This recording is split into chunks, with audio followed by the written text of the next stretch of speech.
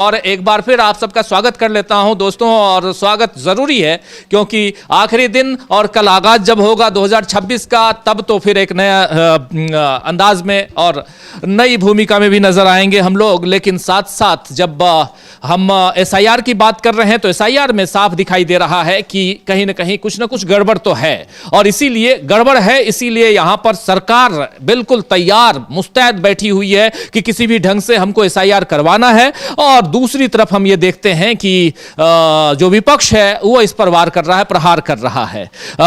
समीर जी, सबसे पहले उत्तर प्रदेश अगर देखते हैं तो आज 31 तारीख है। इंतजार था कि उत्तर प्रदेश में लिस्ट आ जाएगी। मैं भी उत्तर प्रदेश का ही निवासी हूं आज की तारीख में, इसी नोएडा में, चूंकि ऑफिस कार्यालय अपना नोएडा है, रहता भी नोएडा में ही हूं।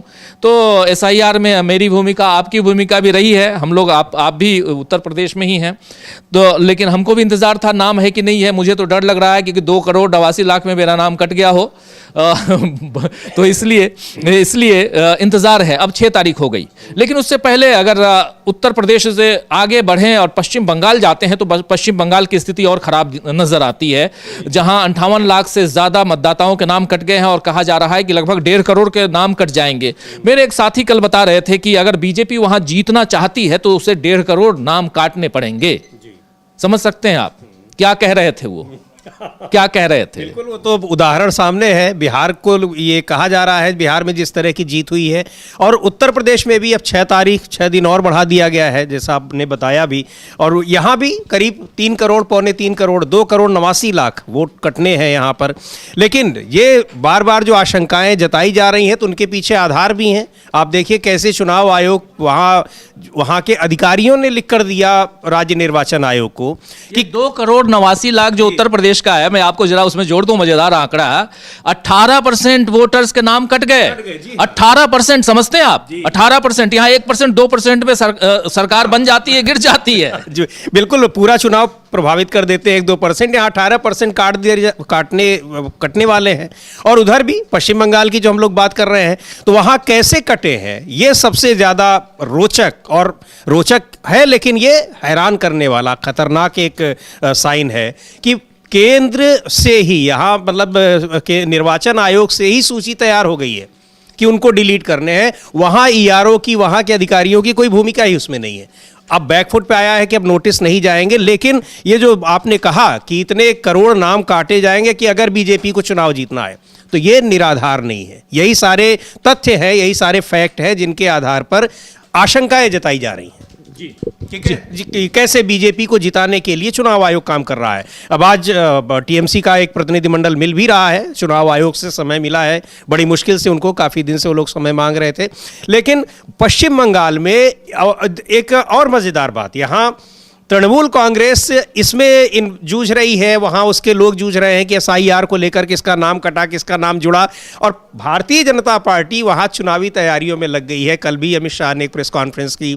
लगातार वहाँ बीजेपी के बड़े 3 दिवसीय यात्रा पे हैं, 3 दिनों से डेरा डाले हुए हैं वहाँ पे। आज आखिरी दिन है, 2 दिन हो गए और 3 दिन से वहीं पे। हो सकता है नया साल भी मना लें, जब दाढ़ी बढ़ सकती है। पिछले चुनाव में गुरुदेव रविन्द्रनाथ टैगोर बन के घूम रहे थे हमारे देश के प्रधानमंत्री। हालांकि दाल नहीं गला पाए वहाँ पे पश्चिम बंगाल में। लेकिन इस बार जो है वो आपने देख लिया, वंदे मातरम, जिसको वंदे भारत बीजेपी के लोग संसद के अंदर कई बार कहते हुए नजर आए। लेकिन वंदे मातरम पर चर्चा करवा ली। बंकिम चंद्र चटर्जी का नाम पूरा बहुत लोगों को नहीं पता था, लेकिन फिर भी उस पर बहस कर ली, सब कुछ कर लिया। अभी से जोर तो पूरा है पश्चिम बंगाल पे, ये इसमें नो डाउट।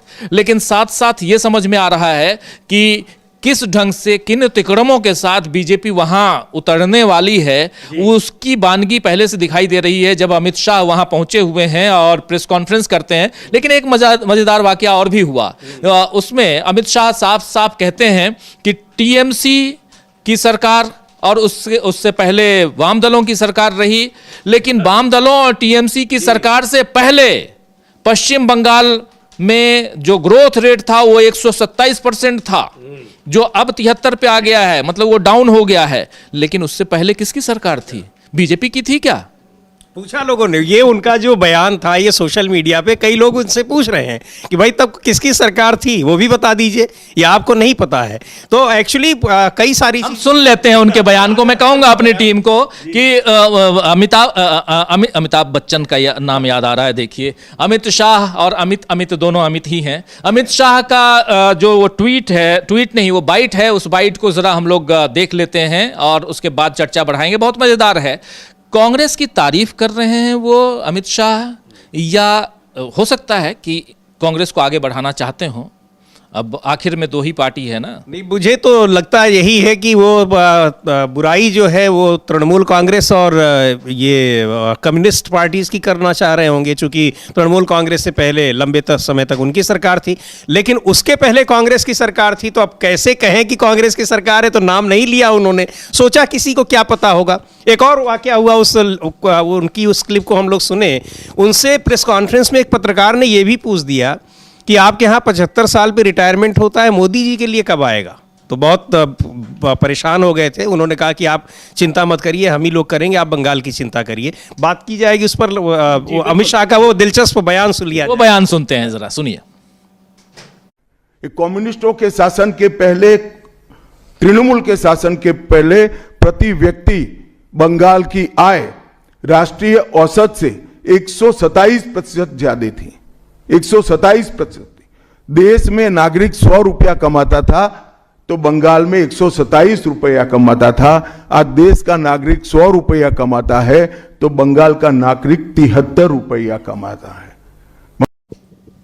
तो सुन लिया आपने, आज बंगाल का नागरिक 73 रुपया कमाता है, उस समय 127 रुपया कमाता था। बहुत अच्छी बात है, इतना कमाता था, लेकिन किसके राज में कमाता था? साहब आपके राज में तो नहीं कमाता था। उस समय राज वहां पर कांग्रेस पार्टी की थी। और यह बात कहनी पड़ेगी, माननी पड़ेगी, आप घोषित या अघोषित, परोक्ष या अपरोक्ष, किसी भी रूप से आप वहां पे कांग्रेस पार्टी की तारीफ कर बैठे हैं। यह गलती कर बैठे हैं, क्योंकि ये आपकी पार्टी लाइन से बाहर का मामला साफ दिखाई देता है। बिल्कुल, अब आपके मजबूरी में आपको करना पड़ा, चूंकि अब क्या है, बहुत सारी जगहों पर कांग्रेस पार्टी सरकार में थी तो राइवल पार्टी जो इनकी है, लेकिन अब वहां तृणमूल कांग्रेस है और उससे पहले कांग्रेस की सरकार, तो कहीं न कहीं आकर आपको मानना पड़ेगा ही। और वो मुंह से निकल भी गया, आपको अपनी विपक्षी पार्टी की बुराई भी करनी है, लेकिन बहुत सारी चीज़ें हैं। और जो वहाँ पर घुसपैठियों की चर्चा एक बार फिर उन्होंने की।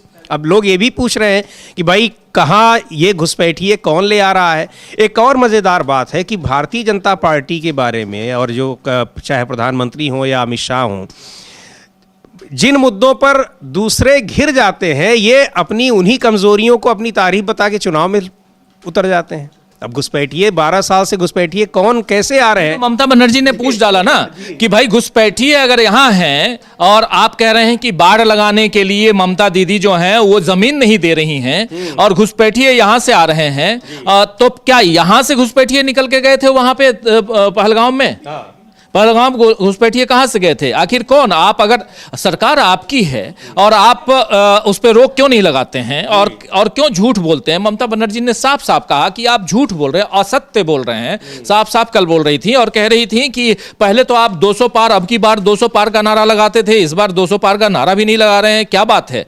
तो बहुत सारे सवाल पूछे जा रहे हैं, लेकिन ये भी कह रही है ममता बनर्जी कि हम खदेड़ेंगे यहां से पहले, उसके बाद दिल्ली से खदेड़ेंगे आपको। ये राजनीति चलती रहेगी, सियासत के इर्द गिर्द ऐसी बातें और ऐसे भाषण, ऐसी बयानबाजियां वो चलती रहेंगी, क्योंकि राजनेताओं के बयान होते ही ऐसे हैं। मगर इन सब के बीच जो इंपॉर्टेंट बात है वो ये है कि SIR को लेकर संजीदगी थोड़ी सी जो सत्ता पक्ष है उसमें बढ़ी हुई दिखाई देती है। 58 लाख से, मैं पश्चिम बंगाल की बात कर रहा हूं, 58 लाख से ज्यादा लोगों के नाम वहां पश्चिम बंगाल में कटे हैं, पहली लिस्ट जो है उस हिसाब से, और लगभग 59 लाख, और इसके बाद माना यह जा रहा है कि और भी कटेंगे। और इसमें बहुत सारे खुलासे हुए हैं पश्चिम बंगाल में। और इन सब के बीच अभिषेक बनर्जी जो है हैं वो दिल्ली आए हुए हैं, समय मांगा है उन्होंने, शायद समय मिल भी गया है ना? जी हाँ, आज मिलने का समय है। 10 लोगों का डेलीगेशन चुनाव आयोग के दफ्तर, खबर आ रही है कि चुनाव आयोग के दफ्तर ये लोग पहुंच चुके हैं मिलने के लिए। आज 31 तारीख है। इन्होंने कहा था कि अगर चुनाव आयोग, पश्चिम बंगाल का डेलीगेशन जो लीड कर रहे हैं अभिषेक बनर्जी, वो अब चुनाव आयोग पहुंच चुके हैं। ये देखिए, ये तस्वीरें आ रही है वहां से, सीधी तस्वीरें, और चुनाव आयोग के दफ्तर, यहां पर मुख्य कार्यालय जो है चुनाव आयोग का, जहां ज्ञानेश कुमार का ज्ञान का भंडार जो है वो भरा हुआ है, वो बैठते हैं और ज्ञानेश कुमार से मुलाकात करने के लिए पहुंचे हैं अभिषेक बनर्जी, उनकी टीम पहुंची है। इसके बाद इनकी प्रेस कॉन्फ्रेंस भी होगी, उस पर भी निगाहें टिकी हुई हैं। इस कार्यक्रम के दौरान अगर प्रेस कॉन्फ्रेंस होती है तो वो भी हम आप तक पहुंचाएंगे।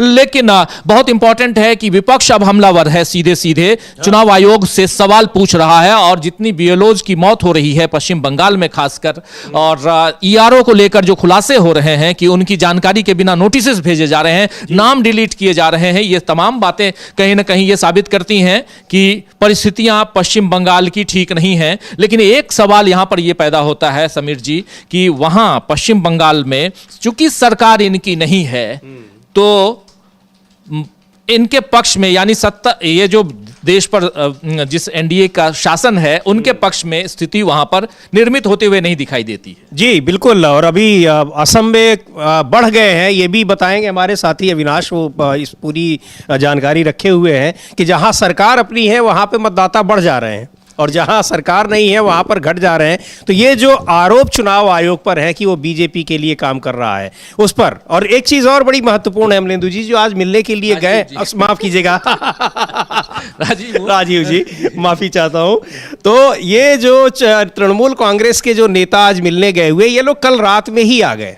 कहीं ऐसा ना हो कि ट्रेनें देर हो रही हैं, फ्लाइट कैंसिल हो जा रही है, कोई दिक्कत हो। यानी चुनाव आयोग से मिलने के लिए राजनीतिक दल, राजनीतिक पार्टियां ये कितनी कोशिश कर रही हैं, जबकि उसकी जिम्मेदारी है कि वो राजनीतिक दलों को बुलाकर हमेशा विचार विमर्श करें अगर उनकी शिकायतें हैं। तो एक मजेदार बात आजकल खूब चल रही है कि पहले तो जो पॉलिटिशियन हैं वो जाते रहे वोटर्स के पास कि मुझे वोट दे देना, वोट दे देना, जीत के आ गए तो अब बोल रहे हैं अब तुम आओ, पहले ये बताओ कि तुम वोटर हो कि नहीं हो। तो ये देखिए कैसे परिस्थितियां बदलती हैं। जब आप सत्ता पर काबिज हो गए तो आप हर एक इंसान को, हिंदुस्तान का जो 18 साल से ऊपर का है, उसको आप कहीं ना कहीं वैसी स्थिति में लाकर खड़े कर दिए हो जहां पर ये लगता है कि पता नहीं ये वोटर है या नहीं है। और अगर 10-15 करोड़ ऐसे वोटर्स पूरे 28 राज्यों से और उसके अलावा जो केंद्र शासित प्रदेश हैं इन सबसे अगर कट के खत्म हो जाएं, अगर 15-20 करोड़ वोटर्स आराम से कट सकते हैं, जैसी स्थिति चल रही है, तब तो फिर इतने लोगों को रखोगे कहां लेके जाओगे? ये सब तो रोहिंग्या नहीं है। मेरा नाम अगर कल को नहीं आता है तो मैं कहां जाऊंगा? सवाल तो उठता है ना। बहुत से ऐसे लोग हैं जिनके कटे हुए नाम है, बिहार में भी ऐसे लोग हैं, कहाँ जाएंगे वो? तो ये सवाल और ये चिंता है बहुत लोगों की कि आखिर जब नाम काट दिया जाएगा, और ये भी आशंका है कि उसी से अब आपकी नागरिकता तय होनी है, तो आप जाएंगे कहाँ पे? अब देखिए मजेदार है असम का, जिसके बारे में बताएंगे हमारे साथी अविनाश। असम की स्थिति दूसरी हो गई है। असम में नाम कटे नहीं है, नाम जुड़ गए हैं। हाँ नहीं बिल्कुल, क्योंकि जिन 5 राज्यों में चुनाव होना है उन 5 राज्यों में अकेला आसाम है जहां बीजेपी का सीएम है, और अकेला आसाम ही ऐसा है जहां पर एसआर के बाद, क्योंकि वहां एसआईआर कराया ही नहीं गया जो चुनाव आयोग की तरफ से। हालांकि उत्तर प्रदेश भी है, उत्तर प्रदेश की स्थिति दूसरी है, वो उसके बारे में बात करेंगे। उत्तर प्रदेश में देखिए कितना, लगभग 3 करोड़ तो नाम अभी सामने आ रहे हैं कि कट गए। बताया जा रहा है 4 करोड़ नाम काटे गए हैं। नहीं, उत्तर प्रदेश में 2027 में चुनाव होना है। बीजेपी को अभी नाम जुड़वाने के लिए अभी 1 साल से ज्यादा का समय है। उत्तर प्रदेश में जब 27 में चुनाव होगा तो आप देखेंगे 15 करोड़ वोट दोबारा से हो जाएंगे, तो जो वोट कटे हैं वो वोट वापस भी आ जाएंगे। लेकिन जिन 5 राज्यों में अभी चुनाव होना है, उन 5 राज्यों की अगर बात करें तो उसमें आसाम अकेला ऐसा राज्य है। 5 क्या, वो जितने भी राज्यों में एसआईआर की प्रक्रिया हो रही है उनमें आसाम एक अकेला ऐसा राज्य है जहां जो ड्राफ्ट वोटर लिस्ट आई है उस लिस्ट में जो मतदाताओं के नाम है वो कम होने की जगह बढ़ गए हैं। आसाम की जो ड्राफ्ट लिस्ट आई है उसमें जो नाम जोड़े गए हैं वो उनकी संख्या है 7,86,000। ये नाम जोड़े गए 7,86,000, और जो नाम काटे गए हैं उनकी संख्या है 4,47,000। 3,40,000 नाम जो ड्राफ्ट लिस्ट आई है और जो उनकी पुरानी वोटर लिस्ट थी उस लिस्ट में 3,40,000 नाम बढ़ा लिए गए हैं। तो आप ये खुद सोच सकते हैं कि जहां बीजेपी की सरकार है, ये जो कहा भी जाता है कि भाई जहां बीजेपी की सरकार, चुनाव आयोग जो है वो बीजेपी के लिए काम कर रहा है। और सबसे पहली बात तो यही है, जब सभी राज्यों में SIR की प्रक्रिया शुरू की गई थी, तब भी आसाम की तरफ से यही बयान आया था कि हमारे यहाँ इसकी ज़रूरत नहीं है। और चुनाव आयोग ने भी यही बोला कि भाई आसाम में इसकी ज़रूरत नहीं है, आसाम में तो आराम से काम हो जाएगा। और काम किस तरीके से हो रहा है, ये दिखाई भी दे रहा है कि भारत में सभी जगह वोटरों के नाम काटे जा रहे हैं और आसाम में ये नाम जोड़े जा रहे हैं। तो साफ साफ है कि भाई चुनाव आयोग किस तरीके से काम कर रहा है। इसमें एक बात और भी लगता है समीर जी कि शायद असम में सबसे पहले वोटिंग करवा ली जाए, क्योंकि वहां तो वोटर्स बढ़ गए हैं, जुड़ गए हैं, जो जोड़ने चाहिए वो जुड़ गए हैं। हाँ, मतलब जिसको कहते हैं कि लाइन क्लियर है जो बिहार के लिए जो कहा जा रहा था कि यहाँ पूरा सुप्रीम कोर्ट तक पहुँच गया, लोग विरोध करते रहे, लेकिन चुनाव आयोग अपनी गति से काम करता रहा। और जो कहा जा रहा था कि चुनाव आयोग किस लिए SIR कर रहा है, वो नतीजा बिल्कुल दिखाई पड़ गया। तो ठीक है, वो वहाँ क्या हुआ क्या नहीं हुआ, वहाँ पर वहाँ बीजेपी की NDA सरकार की योजनाएं काम की या कैश काम किया, वो सब अपनी जगह है। सबसे ज़्यादा जो काम किया, किसी नेता ने कहा भी था कि सबसे बड़ा धन्यवाद तो इलेक्शन कमीशन को बनता है। मुझे याद नहीं आ रहा है नाम, किसी RJD के नेता ने या किसी कांग्रेस के नेता ने कहा था। तो ये ऐसे ही नहीं कहा जा रहा है। कहने का मतलब ये है, सीधे तौर पर क्या कुछ दिख रहा है, चुनाव आयोग क्या कर रहा है वो बिल्कुल स्पष्ट है, इसमें कोई संदेह नहीं है। और जब पश्चिम बंगाल के वहां अधिकारियों का संघ वो खुद ये कह रहा है कि जो जिम्मेदारी ERO के पास है, किसका नाम डिलीट करना है वो नोटिस वो भेजेगा, वो वहां से लिस्ट पहले से ही बन के चली आ रही है। तो ये जी बिल्कुल बिल्कुल, ये पश्चिम बंगाल का जिक्र यहाँ जरूरी है इसलिए करना, क्योंकि ERO ही किसी का नाम रखना है या काटना है, ये जो अधिकारी होता है वो ERO होता है। और इलेक्टोरल रजिस्ट्रेशन जो ऑफिसर होता है, और उसमें आप देखिए कि चाहे वो बिहार या पश्चिम बंगाल, इन दोनों जगहों पे, दोनों स्टेट्स में हमने देखा कि बिना इनकी जानकारी के नाम डिलीट करने या जोड़ने के जो सूचनाएं हैं, नोटिसेस, वो दिए जा रहे हैं और इनको पता तक नहीं है आखिर चल क्या रहा है। डुप्लीकेशन की बात भी हम लोगों ने देख ली, और उस पर एक दी रिपोर्टर्स कलेक्टिव की एक भयंकर रिपोर्ट आई जिसमें साफ साफ कहा गया डुप्लीकेशन कैसे हो रहा है और इस सॉफ्टवेयर को कैसे एक्टिव किया गया। बिहार में इस सॉफ्टवेयर को अब कैसे एक्टिव किया जा रहा है, दूसरे राज्यों में, जबकि सुप्रीम कोर्ट में यह कहा गया था, हलफनामे में चुनाव आयोग ने कहा था कि हम 2023 के बाद हमने इस सॉफ्टवेयर को यूज ही नहीं किया है, जबकि ये सॉफ्टवेयर ऑलरेडी यूज्ड है, यूज किया जा रहा है। और इसीलिए यहां पर बहुत सारी शंकाएं, आशंकाएं चुनाव आयोग की तरफ आती हैं। और इन सब के बीच इस वक्त हम लोग जो तस्वीरें अपने इस स्क्रीन पर दूसरी तस्वीर देख रहे हैं, दूसरे विंडो में, वो तस्वीर है चुनाव आयोग मिलने गए हैं अभिषेक बनर्जी अपने प्रतिनिधिमंडल के साथ। अभिषेक बनर्जी आप जानते हैं सांसद भी हैं और पश्चिम बंगाल से हैं और तृणमूल कांग्रेस में कद्दावर नेता ममता बनर्जी के भतीजे भी हैं। तो और कहा जा रहा है ये भी कि पश्चिम बंगाल की कमान आने वाले समय में ममता बनर्जी इनके हाथ में सौंप सकती हैं। तो और तैयार कर रही हैं इनको, ऑलरेडी तैयार हो चुके हैं अभिषेक बनर्जी। आज अपनी पूरे डेलीगेशन के साथ ये चुनाव आयोग के दफ्तर में पहुंचे हैं। चुनाव आयोग से क्या कुछ बातें होती हैं, निकल के ये प्रेस कॉन्फ्रेंस करेंगे, हम वो बातें आप तक पहुंचाएंगे। लेकिन लगातार चुनाव आयोग पर दबाव बनाने की कोशिश कर रहा है विपक्ष। राहुल गांधी ने प्रेस कॉन्फ्रेंस की, एक नहीं तीन प्रेस कॉन्फ्रेंस हमने उसको भी देखा, कवर किया। उसके बाद अखिलेश यादव उधर कर रहे हैं अपने ढंग से चुनाव आयोग पे जो हमला बोलना चाहिए वो बोलते हैं। तेजस्वी यादव भी चुनाव के समय निकले, राहुल गांधी के साथ यात्राएं की, ये सब कुछ हम लोगों ने देखा। और अब अभिषेक बनर्जी, चूंकि चुनाव का वक्त है और बीच बीच में स्टालिन भी इस पे बात करते हुए नजर आते हैं। चुनाव को लेकर एक माहौल जो है और उसमें जो एक विश्वास होना चाहिए चुनाव आयोग के ऊपर, चुनाव की प्रक्रिया भरोसेमंद प्रक्रिया है, इस पर वो खत्म होता जा रहा है। समीर जी जी बिल्कुल, ये केवल जितने भी पक्षी दल हैं, वो चाहे कांग्रेस पार्टी हो, क्षेत्रीय पार्टियां हो, सबका यही आरोप है। बीजू जनता दल ओडिशा में, वो तो इंडिया गठबंधन का घटक भी नहीं है, कितने बार मिल चुका और शिकायतें कर चुका है। तो चुनाव आयोग, ये बहुत एक कह लीजिए हैरानी की बात है कि इस संवैधानिक संस्था पर पूरे विपक्ष का भरोसा उठ गया है, सीधे सीधे ये कहा जाए। और दूसरी ओर चुनाव आयोग विपक्ष के नेताओं को बिल्कुल तवज्जो नहीं देता है। यहाँ समय मांगते हैं, वो शिकायतें करते हैं, उनकी शिकायतों पे ध्यान नहीं दिया जाता है। अब ये जो मामले लगातार एक के बाद एक आ रहे हैं, चूँकि एक कारण उसका बड़ा ये भी है कि वहाँ पश्चिम बंगाल में राज्य सरकार इनकी नहीं है, वहाँ तृणमूल कांग्रेस की है, और तृणमूल कांग्रेस में जो सरकार के स्तर पर राज्य, चूँकि आप बिना राज्य सरकार की मदद लिए सारा काम वहाँ नहीं कर सकते हैं।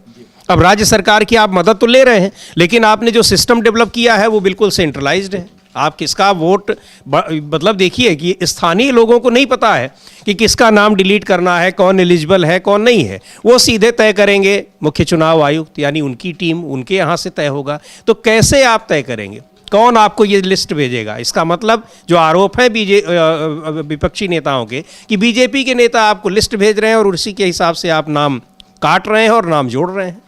और दिखाई पड़ गया, बिहार में भी दिखाई पड़ा कई जगहों पर।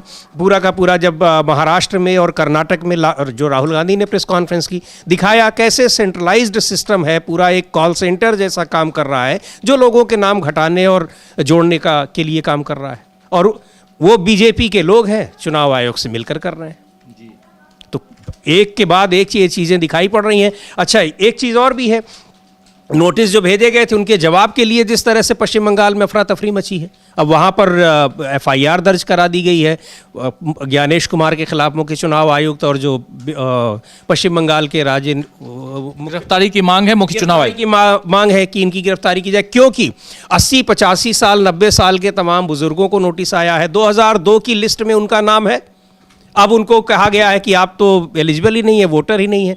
2002 से लेके अब तक वो सरकारें वहाँ बना रहे हैं, चाहे अपने MP और MLA भेज रहे हैं। अब उनसे कहा गया कि नहीं, अब छोड़ो, अब आप एलिजिबल नहीं हो। आखिरी समय में, जो जीवन का आखिरी समय, कुछ लोगों ने सुसाइड कर लिया, कुछ लोग वहाँ लाइन में लगे रहते, उनके परिजनों ने ही FIR दर्ज की है कि इनको गिरफ्तार किया जाए। ये किस तरह से ह्यूमिलिएट कर रहे हैं, लोगों को परेशान कर रहे हैं। बिल्कुल आप सही कह रहे हैं, परिस्थितियां बहुत भयावह नजर आती हैं। अगर ऐसे देखा जाए तो अगर किसी एक की भी जान जाती है, वो किसी भी ढंग से जाती है, वो BLO है या वो वोटर है, किस ढंग से BLO परेशान हो रहे हैं, किस ढंग से वोटर्स परेशान हो रहे हैं। अभी तक आप वोट देने के अधिकारी रहे, लेकिन वन फाइन डे आपको कहा जाता है कि नहीं, आप वोटर नहीं हैं। और ये वाकया समीर जी हम लोगों को नजर आया जब बिहार में चुनाव के दौरान हम लोग पोलिंग बूथ पे गए थे, और वहाँ पे हम लोगों को साफ दिखाई दिया कि एक ही परिवार के 4 सदस्य हैं, 4 में से एक वोटर है और 3 को वोटर नहीं माना गया। और एक ही माँ बाप के 4 हैं बच्चे, 4 में से एक के पास वोटर ID कार्ड उस समय SIR में बना के दे दिया गया और 3 के पास नहीं दिया गया। तो कहीं ना कहीं आप इससे मानसिक रूप से आपको मानसिक पीड़ा होती है, परेशानी होती है, और उसमें आप थोड़ा 2 कदम पीछे हट जाते हैं, पीछे हटते हैं, अपने जीवन के गतिविधियों से पीछे हट जाते हैं। आपको लगता है कि आखिर क्या हूं मैं। और ये परेशानियां मैं ये बातें इसलिए कह रहा हूं क्योंकि बात करके उन लोगों से जिनके वोटर जो थे कल को आज वोटर नहीं हैं, जिनके वोटर कार्ड नहीं बने, इस लिस्ट में नहीं आया SIR में, उनकी परिस्थितियों का आकलन करके मैं ये बात कह रहा हूं। और देखिए कितनी गंभीर स्थिति तब हो जाती है जब ऐसे वोटर्स खुद की जान लेने के लिए आतुर हो जाते हैं। BLOs के ऊपर इतना ज्यादा प्रेशर है SIR का। उत्तर प्रदेश में हमने देखा, आसपास हमने देखा, पश्चिम बंगाल में हमने देखा, उधर हमने बिहार में उससे पहले देखा। आखिर एक क्या स्थिति, किस ढंग की परिस्थिति आपने निर्मित कर दी है, जहां वोटर्स को जाना पड़ता है चुनाव आयोग के पास यह कहने के लिए कि मैं वोटर हूं, प्लीज मेरा नाम आप रख लीजिए, नाम बना दीजिए ताकि मैं सरकार चुन पाऊं। और सरकार यहां इतरा रही है, इठला रही है। स्थिति तो वही दिखाई दे रही है साफ साफ। बिल्कुल, और क्या कि आपने इसी वोटर के जरिए आप चुन के गए हुए हैं और अब उसी वोटर को आप कह रहे हैं कि आप तो वोटर ही नहीं है। बहुत सारी चीज़ें हैं, और सबसे बड़ी बात तो राजीव जी, ये जो मसला सुप्रीम कोर्ट में चल रहा है कि ये सारे काम चुनाव आयोग वो कर रहा है जिसका अधिकार उसको न तो संविधान ने दिया है और ना ही जो जनप्रतिनिधित्व कानून है उसने दिया हुआ है। आप ये सारी चीज़ें और फटाफट आप किए जा रहे हैं, आप पता नहीं किस जल्दबाजी में है, हड़बड़ी में है। जो पश्चिम बंगाल में ये मामला आया है, ये छोटा मोटा मामला नहीं है। अगली सुनवाई जब होगी तो इसमें निश्चित तौर पर ये सुप्रीम कोर्ट के सामने भी रखा जाएगा ये तथ्य कि कैसे आप एक सेंट्रलाइज्ड वे में जाकर और लिस्ट दे रहे हैं कि इनके नाम आप काट दीजिए। आपको क्या कैसे पता चला कि ये एलिजिबल नहीं है? आपको स्थानीय लोग ही तो बताएंगे। वो स्थानीय लोग वहाँ के राज्य सरकार के अफसरों पर आपको भरोसा नहीं है यानी आपने वहां पर एक राजनीतिक दल के लोगों के हिसाब से आपने तय कर लिया, क्योंकि ज्ञानेश कुमार को क्या पता होगा कि पश्चिम बंगाल की किसी सीट पर कितने वोटर हैं, ये नॉन एलिजिबल है। उनको तो वहीं से किसी ने भेजा होगा, और आपको वहां के सरकार के अधिकारियों पर भरोसा नहीं है। जो कर्मचारी जिनकी जिम्मेदारी है, जिनकी ड्यूटी है, आप क्या किसी राजनीतिक पार्टी पर भरोसा कर रहे हैं? और अगर ये आरोप अगर गलत है तो फिर ये चीज़ दिखाई कैसे पड़ गई कि आपने अपने से तय कर लिया है? तो बड़ा मसला है। और ये सारी चीज़ें ऐसी हैं कि जो बहुत से लोग हैं उनको परेशानी होगी। अच्छा, पश्चिम बंगाल या नॉर्थ ईस्ट के बहुत से राज्य हैं, कई लोग हैं जो 71 के बाद आए हुए हैं, और कई हैं उस पार्टीशन के समय इधर से उधर हुए हैं। वो बॉर्डर के राज्य हैं, वहाँ इस तरह की दिक्कतें हैं, लेकिन 25 साल 30 साल 40 से जिनकी 2-3 पीढ़ियाँ वहाँ पर हैं, वोटर हैं, अब आप अचानक उनसे कह देंगे, उनमें घर के 2 लोगों को आप शामिल कर लेंगे लिस्ट में, 2 को बाहर कर देंगे, तो ये तो ह्यूमिलिएशन होगा ही। लोग परेशान हैं वहाँ पर। और होता क्या है कि बहुत से जो गरीब तबकों में इन्हीं ये आइडेंटिटी, वोटर आई कार्ड की, इनके ज़रिए उनको सरकारी सुविधाएं मिलनी है और भी चीज़ें मिलनी है, तो ये बहुत दिक्कत। कई लोगों में तो बिहार में भी ये देखा गया कि बहुत से लोग परेशान होकर कि ठीक है, हट गया, हम नहीं जाएंगे जुड़वाने। यानी आप एक तरीके से लोगों को मतदाता बनने से डिमोरलाइज भी कर रहे हैं। लोग परेशान होकर क्या करेगा, क्योंकि आप केवल मतदाता चुनाव का आधार कार्ड, इसके आधार पर आप किसी को देश से बाहर तो कर नहीं देंगे, तो उसको ये लगता है जाने तो छोड़ो, हम मतदाता बनेंगे ही नहीं।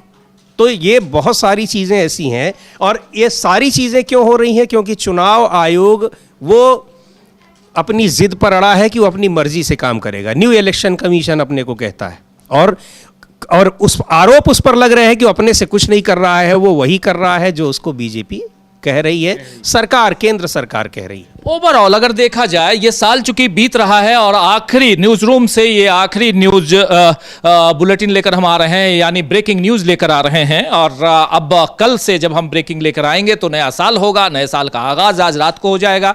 तो इस साल के बीतते बीतते ये साल कैसा रहा, और इसमें एक देखा जाए तो समीर जी, एक अविश्वास का वातावरण पैदा हुआ इस सरकार के पक्ष में। आप देखिए तो कहीं ना कहीं जहां भी आप जाएं, चाहे वो बिहार हो चाहे दिल्ली में बैठी हुई सरकार की अगर हम बात करें, तो चुनाव को लेकर अगर आपकी चुनाव में आपके वोट में धांधली हुई है, आप एक वोट डालने जाते हैं, वो वोट आपका कहां गिरा है ये आपको पता नहीं, तो फिर ये यानी पारदर्शिता की कमी है, ट्रांसपेरेंसी की कमी है, निष्पक्ष चुनाव नहीं हो रहे हैं, चुनाव आयोग निष्पक्ष नहीं रहा, पारदर्शी नहीं रहा, ये सारे सवाल अब पैदा हो गए हैं। और इन सब के बीच सरकार के कुछ बयान भी ऐसे आते हैं जो संसद में अगर सवाल पूछे जाएं तो उसका जवाब कुछ और आता है, जो तारांकित या अतारांकित सवाल आते हैं उसका जवाब कुछ और होता है, और ऐसे बयानबाजी कुछ और होती है। जैसे असम को अलग करना चाहते थे नेहरू, ये बयान भी गलत आया, जबकि संसद के अंदर का कुछ और बताया गया है।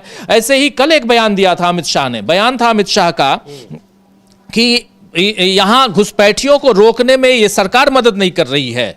पिछले 3 बार से यहां बैठी हुई हैं ममता बनर्जी, जमीन हमको चाहिए वहां बाढ़ लगाने के लिए, बॉर्डर पे वो बाढ़ लगाने नहीं देते। लेकिन ये चिट्ठी देखिए जो स्क्रीन पे चिट्ठी है, ये लोकसभा में सवाल पूछे, इसको जरा एक्सपोज कीजिए, इसको जरा जूम इन कीजिए, इससे साफ समझ में आएगा। इंग्लिश में है लेकिन महत्वपूर्ण है, साफ यहाँ पे कि कहा जा रहा है कि वहां जो बांग्ला, देखिए the details of the total land involving border, इसमें डी नंबर में देखिए, the reason for not fencing the land border with Bangladesh. ये जो सवाल है, ये जो क्वेश्चन है, इसमें आखिरी में जरा आखिरी आइए, क्योंकि बांग्लादेश में बॉर्डर पर हम क्यों नहीं, इसका जवाब है हाँ, ये डी नंबर। ये साफ देखिए, ये लिखा जा रहा है कि the land border with Bangladesh remains partially unfenced due to challenges such as difficult terrains like marshlands and landslides prone area. समझ रहे हैं? हाँ, वहाँ पे मार्शलैंड है, हाँ, लैंडस्लाइड्स है, लैंडस्लाइड्स होती रहती हैं, यानी वहाँ जो ज्योग्राफिकल कंडीशंस हैं उनकी वजह से वो बॉर्डर पर पूरी की पूरी फेंसिंग नहीं हो पाई है। और यहाँ, और इसके अलावा objections from border guard Bangladesh, BGB limited working seasons and delays in land acquisition. Last वाली लाइन वो कटी हुई है, नहीं पढ़ने में आ रही, लेकिन साफ साफ देखिए क्या है। और ये कहाँ है, ये लोकसभा के सवाल 11 तारीख यहीं पे था। और नीचे आइए, और नीचे नीचे नीचे, हाँ 11 फरवरी 2025 को सवाल पूछा गया है, उसका जवाब है। और देश के गृह मंत्री जाके झूठ बोल रहे हैं। हम तो यही कह सकते हैं कि आप जाकर बांग्लादेश और भारत के संबंधों के बारे में, बॉर्डर पे बाड़ लगाना है और उसको लेके आपने झूठ बोला। आप झूठ बोल रहे हैं कि ममता बनर्जी नहीं दे रही हैं जमीन। आपने जवाब दिया है कि लैंडस्लाइड और वहां की स्थिति ऐसी नहीं है, जो परिस्थितियां वैसी नहीं है कि हम वहां बाढ़ लगा पाएं। ये रीजन आप बता रहे हैं, फेंसिंग का काम क्यों नहीं हो पा रहा है। और उसके बाद आप कह रहे हैं कि नहीं जी ममता बनर्जी नहीं दे रही हैं। तो ये अविश्वास, ये जो झूठ है, ये 2025 साल जाते जाते इस सरकार पर दिखाई दे रहा है कि ये हावी होगा हावी। 2026 अच्छा साल होगा इस देश के इतिहास में, आप याद रखिएगा। बिल्कुल, ये है क्या है, आपके एक बार दो बार नहीं, आपकी कई बार ऐसा हो रहा है कि आप वहाँ कुछ बोल रहे हैं, वहाँ कुछ बोल रहे हैं, आप कई मुद्दों पर घिरे नज़र आ रहे हैं। और जो आपने कहा राजीव जी, अविश्वास वाली बात, सरकार के खिलाफ अविश्वास हो वो एक बार समझ में आता है, वो चाहे उनके विरोधी राजनीतिकों का हो या फिर आम जनता का हो। लेकिन जो संवैधानिक संस्थाओं के प्रति अगर अविश्वास है, और इतने बड़े पैमाने पर है, केवल राजनीतिक दलों का ही नहीं, आम लोगों का जो अविश्वास है, वो बहुत एक घातक संकेत है। वो संकेत अच्छे नहीं है। अगर चुनाव आयोग जैसी संवैधानिक संस्था रूलिंग पार्टी के साथ काम करने लग जाएगी तो फिर कुछ बचेगा ही नहीं, क्योंकि फिर आप रूलिंग पार्टी और चुनाव आयोग यही तय करते हैं कि सरकारें बदलेंगी जनता के मूड के हिसाब से या नहीं बदलेंगी, और वो चुनाव आयोग कह रहा है कि नहीं ये नहीं बदलेंगी, तब फिर कुछ हो।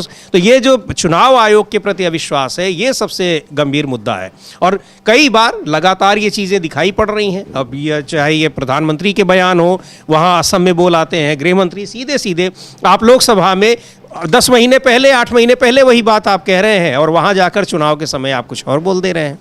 प्रधानमंत्री चले जाते हैं चर्च में, और देश भर में तमाम जो संगठन है वो चर्चों पर हमले कर रहे हैं। इसकी कितनी पूरी दुनिया में ग्लोबल पैमाने पर कितनी निंदा हो रही है, और भारत की छवि किस तरीके से धूमिल हो रही है, ये सारी चीज़ें। और क्यों, और जो चीज़ें होती हैं, जो देश की संप्रभुता से जुड़ी चीज़ें होती हैं, वहाँ आप जवाब नहीं देना चाहते हैं, जिस पर लोग जवाब मांगते हैं। चाहे वो ऑपरेशन सिंदूर का मामला हो, उस पर कितनी बार डोनाल्ड ट्रंप बोल चुके हैं, संसद में चर्चा उस पर हुई, लेकिन आप उस पर खामोश हैं।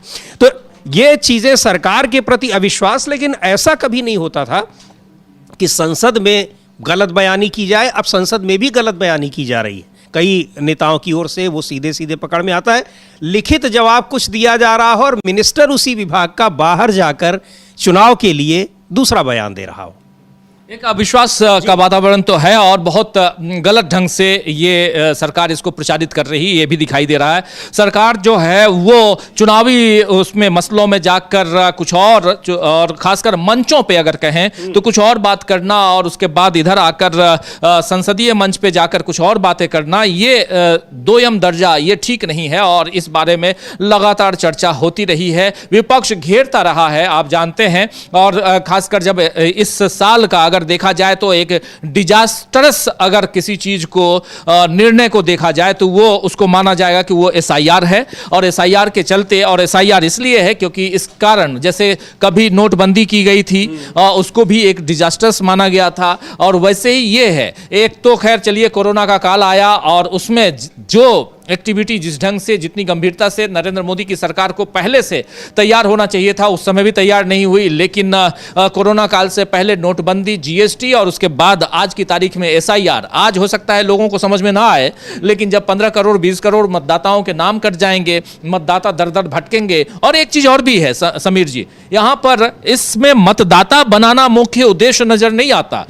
यहां पर आपकी भारतीयता की मतलब टेस्ट करना, यानी आप यहाँ के नागरिक हैं या नहीं हैं, आपकी नागरिकता अगर चेक की जा रही हो। और बार बार सुप्रीम कोर्ट में भी चुनाव आयोग कहता हुआ नजर आता है कि जो भारत का नागरिक होगा हम उसी को वोटर बनाएंगे। बहुत अच्छी बात है, सही है भारत का, लेकिन जो भारत का नागरिक है उससे वोटर आईडी कार्ड अगर आप छीन लेंगे तो यह गलत है ना। आप यह अश्योर तो पहले कीजिए कि भारत का हर नागरिक आप कई बार मंचों से, ज्ञानेश कुमार जब पहली बार प्रेस कॉन्फ्रेंस किए तो उन्होंने साफ साफ कहा कि भारत का हर नागरिक मतदाता का अधिकारी है। ठीक है, मतदान करने का अधिकारी वो है, लेकिन मतदाता कार्ड आप उससे छीन क्यों रहे हैं? आप वहां तक एक तो हड़बड़ी में, हाबड़ ताबड़ में आप SIR करवा रहे हैं और SIR करवा के इस पूरे काम को, पूरे प्रोसेस को उस अंजाम तक नहीं पहुंचा रहे हैं और वोटर्स के नाम काट दे रहे हैं। वोटर्स दर दर भटक रहे हैं। पहले आपने उसमें सूची जो दी कि इन डॉक्यूमेंट से आप तय कीजिए, आप अपने आप को साबित कीजिए। 11 लिस्ट थी उसमें आधार कार्ड आपका नहीं है। आप कह रहे हैं आधार कार्ड पे लिखा हुआ है कि ये नागरिकता का प्रमाण नहीं है, तो आप नागरिकता चेक करने वाले भी नहीं है ना। आप नागरिकता चेक करने के अधिकारी नहीं हैं। आप अधिकारी हैं सिर्फ और सिर्फ मतदाता बनाने के अधिकारी हैं, मतदान करवाने के अधिकारी हैं, स्वायत्त संस्था है आप। लेकिन आप अगर किसी और के लिए काम करते हुए नजर आते हैं तो फिर आपके ऊपर भरोसा क्यों होगा? जो ये 2025 का साल जो भरोसा तोड़ने वाला जो साल नजर आ रहा है, उसमें सबसे बड़ी चीज SIR है और SIR का एक प्रमाण नजर आ रहा है वहां बिहार का चुनाव। बिहार के चुनाव को आप देखिए, जिस ढंग से बिहार के चुनाव, जिस ढंग से DMK के ऊपर लागू होगा, यानी स्टालिन के ऊपर लागू होगा, लेकिन बीजेपी की जहां सरकारें हैं या NDA की सरकारें हैं वहां लागू नहीं होगा। हरियाणा में लागू नहीं हुआ, महाराष्ट्र में लागू नहीं हुआ, कहीं लागू नहीं होगा। नहीं तो वहां भी लागू हुआ। वहाँ 20 साल पुरानी सरकार के प्रति एंटी इनकम्बेंसी लागू हो गई। जहाँ पर NDA की या बीजेपी की सरकारें हैं वहाँ मौजूदा एंटी इनकम्बेंसी नहीं है, वहाँ पहले की सरकारों की एंटी इनकम्बेंसी है जो आज तक काम कर रही है। जबकि एक पूरी जनरेशन बड़ी हो गई, जो वोटर बने हुए होंगे उस समय, वो अब एक उनकी अगली पीढ़ी अब वोटर बनने को तैयार हो गई होगी। तो ये बहुत ही गंभीर मामला है, जो अविश्वास, चुनाव आयोग जैसी संस्था पर जो अविश्वास है। और मतलब हैरानी की बात यह भी है कि इस अविश्वास पर चुनाव आयोग जिस तरह से वो रिएक्ट कर रहा है, यानी आप पूरे के पूरे, इतना बड़ा विपक्ष है, उस पूरे विपक्ष की शिकायतों को, उसकी जो नाराज़गी है, आप उसको एकदम दरकिनार कर दे रहे हैं, तवज्जो ही नहीं दे रहे। ऐसा लग रहा है कि जैसे वो कुछ है ही नहीं इस व्यवस्था में, इस देश की संवैधानिक व्यवस्था में वो कोई जगह ही नहीं रखते हैं। चाहे आपको लीडर ऑफ अपोजिशन कुछ कह रहा हो, चाहे राजनीतिक दलों के नेता कह रहे हो, रहा कर सत्तारूढ़ पार्टियां कह रही हो, कोई फर्क नहीं पड़ता है। अब देखिए, बड़ी मुश्किल से मिला है डेलीगेशन, अब क्या उनसे बातचीत होती है। कल भी एक डेलीगेशन TMC का वहाँ राज्य निर्वाचन आयुक्त से मिला था और उनको, जो मुख्य निर्वाचन अधिकारी हैं, उनको ये सौंपा था कि 80-90 साल के जो बुजुर्ग हैं, कम से कम उनको लाइन में खड़े होने के लिए न परेशान किया जाए, उनसे जो कुछ पूछताछ है उनके घर जाकर करें। वोट लेने के लिए तो आप घर चले जाते हैं, ये व्यवस्था आपने बना दी है। वोटर अपने को साबित करें वो, इसके लिए 90 साल के लोगों को लाइन में लगना पड़ रहा है। ये कितनी मतलब इस देश के प्रधानमंत्री अपनी बुजुर्ग माता जी को लाइन में नोटबंदी के समय खड़ा करवा देते हों, उनके लिए वो दूसरे 90 साल के हों कि 100 साल के हों, क्या फ़र्क पड़ता है? जो इतना सेंसिटिव नहीं होता, संवेदनहीनता जहाँ है, जो अपनी माँ को लाइन में खड़ा करा सकता है सिर्फ इसलिए कि देखिए मेरी माँ भी लाइन में खड़ी है नोट चेंज कराने के लिए, रुपए, पुराने रुपए से नए रुपए बदलने के लिए, तो फिर उसके बाद कह ही क्या सकते हैं। लेकिन इस बीच कांग्रेस के प्रेसिडेंट मल्लिकार्जुन खड़गे ने अभी से थोड़ी देर पहले एक ट्वीट किया है। एक लंबा सा ट्वीट है लेकिन महत्वपूर्ण है, उसको यहाँ रखना कि साल के आखिरी दिन ये याद दिलाना जरूरी है कि 2025 भाजपा के 11वें साल में देश कैसा चला। यहां पर मल्लिकार्जुन खड़गे कुछ पॉइंट्स रख रहे हैं कि भाजपा ने 11वें साल में, साल 2025 जबकि आज जा रहा है, खत्म हो रहा है, तब भारतीय जनता पार्टी ने क्या क्या किया। उसमें नंबर 1, नंबर 2, हालांकि उसको पॉइंट में 1, 2, 3 नहीं, लेकिन पॉइंट वाइज इन्होंने लिखा है। लिख रहे हैं कि मनरेगा खत्म कर करोड़ों गरीबों के काम का अधिकार छीना। दूसरा है बिना तैयारी कर, बिना BLO ट्रेनिंग के SIR से करोड़ों लोगों का वोटिंग का अधिकार छीना। वही SIR की बात कर रहा हूं। भाजपा की वोट चोरी पकड़ी गई। आर्थिक असमानता की खाई और गहरी हुई। टॉप 1%, टॉप 1% लोगों के पास भारत की 40% दौलत। फिर रुपया पाताल की ओर गिर रहा। RBI ने $32 बिलियन यानी 2,80,000 करोड़ रुपए के US यानी अमेरिकन डॉलर बेचे, जो भी बात तो भी बात नहीं बनी। देखिए $32 बिलियन रुपया गिर रहा है उसके लिए भारत ने बेच दिए, उसके बाद भी बात नहीं बनी। उसके बाद युवा बेरोजगारी दर अब भी चरम पर, पेपर लीक माफिया का खेल जारी। मोदी जी के मित्र नमस्ते ट्रंप ने हमारे देश पर पूरे विश्व में सबसे अधिक टैरिफ थोपा, 50% टैरिफ, जान ही रहे हैं। पहलगाम आतंकी हमले के बाद हमारी शक्तिशाली सेना ने मुंहतोड़ जवाब दिया, पर भाजपा मंत्रियों ने हमारी कर्नल पर की शर्मनाक टिप्पणियां। आप याद कीजिए सोफिया कुरैशी उसके ऊपर किस ढंग की वो था। फिर इसके बाद राष्ट्रपति ट्रंप ने कम से कम 60 बार किया मध्यस्थता का दावा। अब तो चीन ने भी मध्यस्थता की बात की है और मोदी जी हैं मौन, यानी अब शी जिनपिंग ने भी कह दिया कि हम यहाँ हमने मीडिएशन करवाया। उसके बाद मणिपुर में मोदी और शाह की नाकाम, पर्दा डालने के लिए राष्ट्रपति शासन लगाया गया। उसके बाद फिर है मणिपुर में हमने देखा कि किस ढंग से मणिपुर की मणिपुर के हालात किस ढंग से खराब हो रखे हैं। महंगाई से कोई राहत नहीं, जीएसटी कम करना केवल आंकड़ेबाजी निकली। दलितों, आदिवासियों, पिछड़े वर्गों और अल्पसंख्यकों पर अत्याचार बढ़े, यहां तक सुप्रीम कोर्ट के सीजेआई तक को भी नहीं बख्शा गया, जिनके ऊपर जूते फेंके गए। आप याद कीजिए, देश की राजधानी दिल्ली समेत पूरा उत्तर भारत जहरीली हवा से जूझ रहा है। कोई रोड मैप नहीं, केवल बड़बोलापन। अरावली को खनन माफिया को सौंप देने की साजिश। निकोबार, हसदेव, मुंबई मैंग्रोव पर हमला। उसके बाद कुंभ हो या दिल्ली रेलवे स्टेशन पर भगदड़, कफ सिरप से मासूमों की गई जान, जिम्मेदारी किसी की नहीं। कुल मिलाकर 2025 में भी भाजपाई लूट, भ्रष्टाचार और कुशासन देश की जनता पर हावी रहा। ये बात यहां कह रहे हैं, लिख रहे हैं मल्लिकार्जुन खड़गे, और उन्होंने पूरा लेखा जोखा रख दिया है कि आपकी नाकामियां क्या रहीं इस देश में, जिसमें मनरेगा का जिक्र भी कर रहे हैं, SIR का जिक्र भी कर रहे हैं, कफ सिरप का मामला भी आ रहा है जो उत्तर प्रदेश में काफी चर्चा में रहा, और उसके अलावा पुलवामा की भगदड़ का मामला भी आ रहा है। और अभी कुछ दिन पहले अभी विधानसभा का उत्तर प्रदेश में सत्र चल रहा था, वहां भी मुख्यमंत्री ने कहा कि कफ सिरप से कोई जान नहीं गई है। और कुंभ में भी क्या हुआ था पिछले साल, जो भगदड़ हुई थी और किस तरह से लोगों की जान गई, कैसे उस पर पर्दा डालने की कोशिश की गई।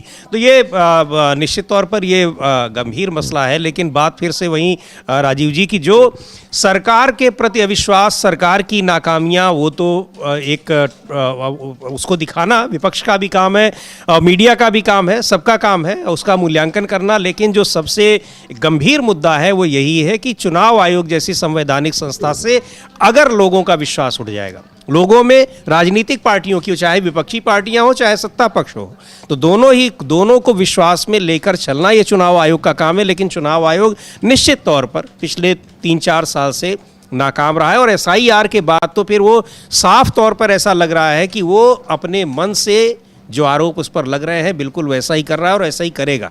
ये दिखाई पड़ रहा है कि कैसे वो जिद्दी तरीके से बिल्कुल उस पर लगा हुआ है। हाँ, ये बात आप सही कह रहे हैं कि एक जिद है चुनाव आयोग के अंदर, और उसमें भी जब प्रेस कॉन्फ्रेंस करते हैं ज्ञानेश कुमार, तो वो जिद उनकी वाणी से, उनके बोलचाल से, हाव भाव से वो जिद दिखाई देती है, और वो है एक जिद्दीपन वहाँ है। जैसे उन्होंने कह दिया था, राहुल गांधी जब पहली प्रेस कॉन्फ्रेंस उन्होंने की थी, और जिसमें उन्होंने महादेवपुरा का जिक्र किया था कि कैसे महादेवपुरा में 1 लाख वोट चोरी हुए हैं, करवाए गए, और चुनाव आयोग का वहाँ पर जिक्र करते हुए उन्होंने बहुत सारी डिमांड रखी थी। तब भी कहा था इन्होंने कि राहुल गांधी या तो माफी मांगे या हलफनामा दें, यानी अपने हलफनामा में साइन करके बताएं कि क्या क्या किया है। तो राहुल गांधी ने हालांकि ऐसा कुछ भी नहीं किया, लेकिन वो जिद, वो एक घमंड, एक अहंकार वो दिखाई दे रहा था। और इसलिए यहाँ पर चुनाव आयोग, जिस ढंग से चुनाव आयोग को चुनाव कंडक्ट करवाना चाहिए, चुनाव आयोग के ऊपर भरोसा हो लोगों का, खासकर मतदाताओं का, इस देश की जनता का, वो भरोसा कहीं ना कहीं इस देश में अगर भरोसा टूटा है तो सबसे ज्यादा चुनाव आयोग से भरोसा टूटा है,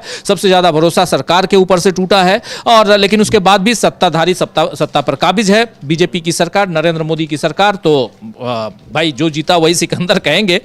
लेकिन कुछ बातें जो होती हैं वो सिर्फ और सिर्फ कहने में अच्छी लगती हैं, लेकिन धरातल पर कुछ चीजें अलग हैं। और ऐसे में कांग्रेस पार्टी अब नए साल में आंदोलनों का साल वो बनाना चाहती है, आंदोलन करना चाहती है। जिस मनरेगा का जिक्र इन्होंने किया है, खासकर अभी हम लोग पढ़ रहे थे इनका ट्वीट मल्लिकार्जुन खड़गे का, और उस मनरेगा को वो दोबारा इस पर काबिज करवाना चाहते हैं, क्योंकि गरीबों, वंचितों और ग्रामीणों के रोजगार का हक जो है वो छीना गया है, ये कह रहे हैं मल्लिकार्जुन खड़गे।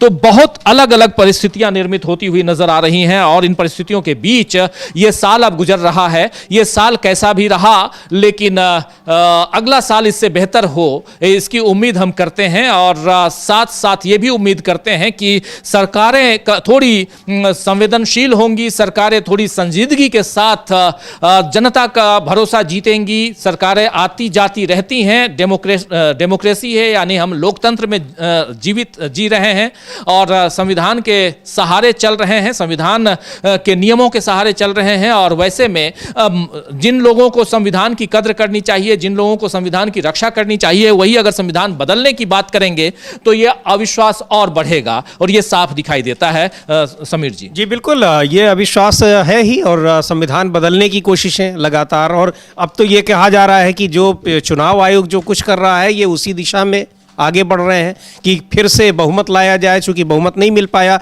इसीलिए नहीं मिल पाया कि लोगों का आपका के ऊपर अविश्वास रहा कि आप चुनाव जीतने के बाद आपके मन में कुछ और चल रहा है। जो आज यहाँ पर आम मतदाता जो अपना एक अधिकार समझता है, आप उसी को खत्म कर देंगे तो कुछ न कहीं कुछ हद तक ये चीज़ SIR। इस बीच ये तस्वीर आ रही है अभिषेक बनर्जी को, अभी चुनाव आयोग के दफ्तर में ये एंट्री मिली है, अभी जा रहे हैं। देखिए यहाँ पर पुलिस फोर्सेज, पैरामिलिट्री के फोर्सेज हैं, सिक्योरिटी गार्ड्स। अभिषेक बनर्जी ये हाथ में देखिए फाइल लिए हुए जा रहे हैं चुनाव आयोग के दफ्तर में। मुलाकात इन लोगों की होगी, क्या कुछ बात होती है, कितनी देर मीटिंग चलती है, कई बार 2-2 घंटे मीटिंग चलती है।